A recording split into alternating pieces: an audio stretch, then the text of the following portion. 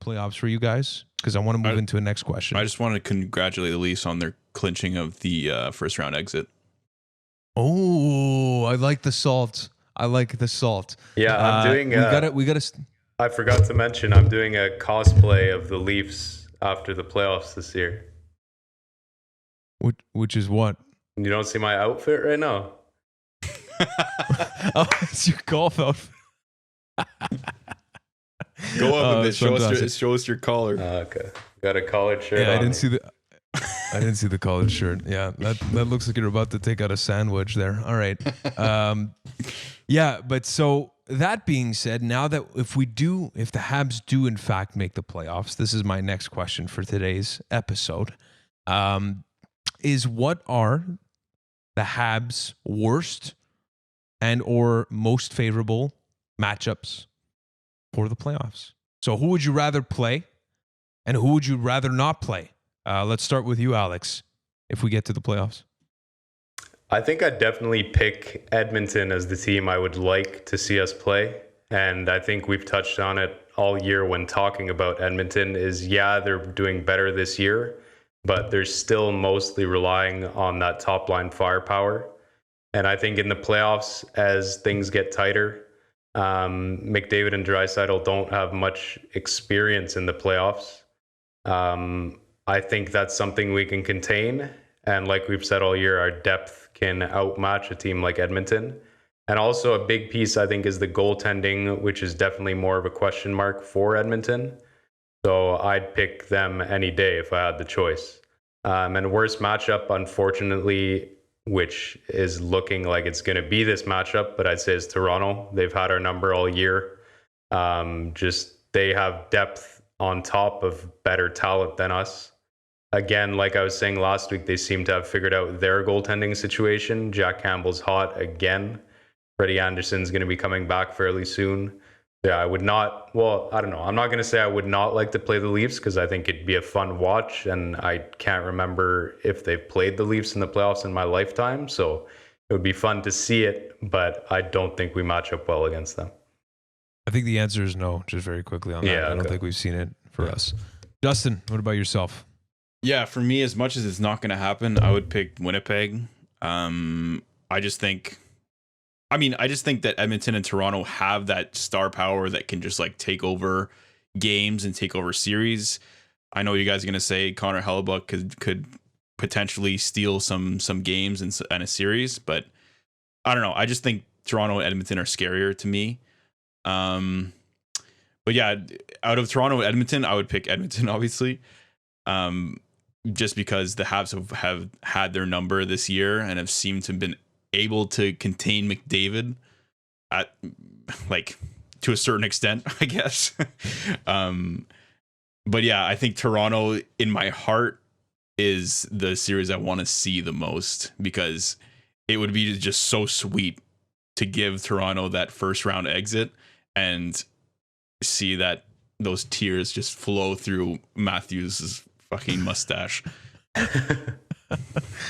A high risk, high reward. I want to double down on that in terms of storyline and in terms of even if it doesn't happen for the Montreal Canadiens. Yes, this is a cop out, but the Toronto Maple Leafs are supposed to win over the Montreal Canadiens.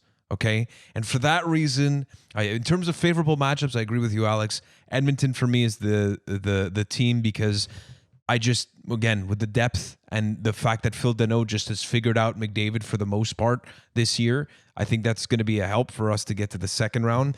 But just for the fact that we'd be able to keep the demons alive for the Toronto Maple Leafs, it wouldn't be Boston, it wouldn't be Columbus, but the Montreal Canadiens, your Quebec, your provincial rivals here, is it interprovincial? No, it's not.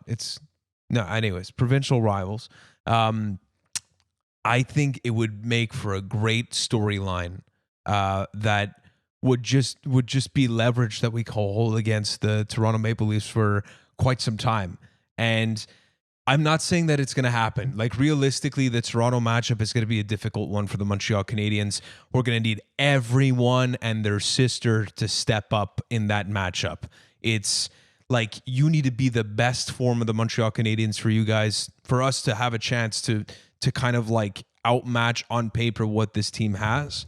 I think we're capable of it, though. I really do. I think that our style of play in the playoffs, when it gets more physical and Matthews can't look at the ref and be like, wah, and then get a penalty, like, I think that's going to help us. So I really hope that's the case. And I'll take the loss. I'll take the loss in the first round for the Montreal Canadiens to assure myself of seeing the Toronto Maple Leafs, as opposed to, for whatever reason, they get out of the playoffs before we get to the second round. That's how much I want to play against them. Well, maybe we're crazy. You know what? I think if by whatever chance it is, if we play another team and then we play Toronto in the second round, I'm more scared of that. Oh, that's going to be majestic. Yeah, that's going to be even better. You're right. No, what I'm saying is if Toronto actually makes it first through that first round, I think they're just going to have the confidence to actually go there, and it's going to be scary. It's going to be scarier, but if we do that in the second round, I think that's even it's going to be our year, buddy. If we win a playoff series, I'm fucking I don't even know what I'm doing, buddy. I'm already starting to plan it again after this week. After the Cole Caulfield thing, I started making calls. I'm just letting you know. 100%. Just a fun fact based on what Alex said. The last time we played the Leafs in the playoffs was in '79. We won 4-0. Big sweep. The last time the Leafs won against the Habs in the playoffs was in 1967. The year that they won the cup. The last year they'll ever win the cup. I'm kind of kidding, Justin. But now you're digging us a grave here. No, all respect. I don't think to the any Toronto Leafs fans Leafs actually listen to this. So no, but they might travel around. You never know. But yeah, to be a bit more fair to the Toronto Maple Leafs, they've got a hell of a team right now. That's really been performing. 33 wins, 13 losses, 5. That's not something that you can disrespect. However, you need to bring it to the playoffs. They've shown, I said it last episode, they show time and time again that this is a great regular season team. However, you need to get it done when it counts. And until you do, we need to see it. So, anything else for the playoff matchups? Anything that you're concerned about? Anybody that you think that you need is going to be the key piece for the Montreal Canadiens to actually do something? If there is one player that you had to highlight for the playoffs, who would it be, Alex?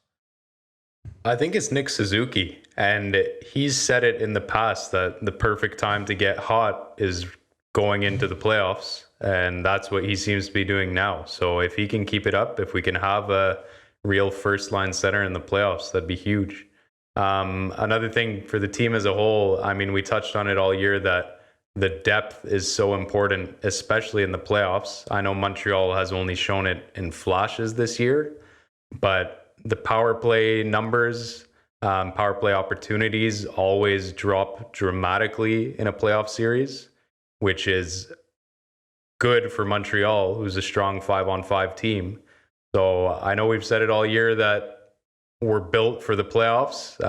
It's been a bit shaky this year, but maybe we can get in and surprise these teams. I like it. Justin, what about you?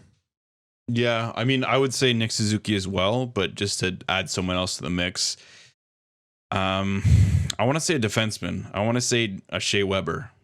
Because if Shea Weber's on his game, if he comes back from his injury, or however he's banged up, he can be a dominant force in the playoffs, like we saw last year in the play-ins with the trident that Kevin Bieksa coined as a term.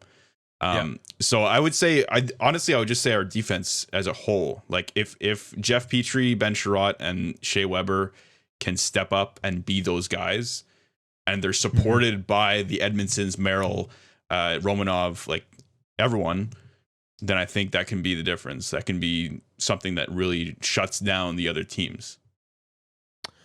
I agree. I would just add one more to add some variety, and would be great because we saw what he did last year, and that's Joe. Jonathan Drouin, if he comes in with the creativity, coming back from what a storyline it would be first and foremost. So again, we don't know what the problems are right now with Jonathan Drouin. We're not going to speculate on them, but him coming back to this team after going through whatever he's going through, coming into the playoffs and doing what he did with Nick Suzuki, because again, I think he's going to be a key piece. But man, if he turns it on, wow, that's going to be some emotional ammunition for this group, for the fans. And it's not to put pressure. I just think that I believe in this guy. I think that if he gets the chance to come back for the Montreal Canadiens this season, why not be him? You know? And we all know what he's done in the playoffs in the past with Tampa. He had a really good run with them. So yeah, he definitely has it in him. I'd love to see him back. That would be amazing.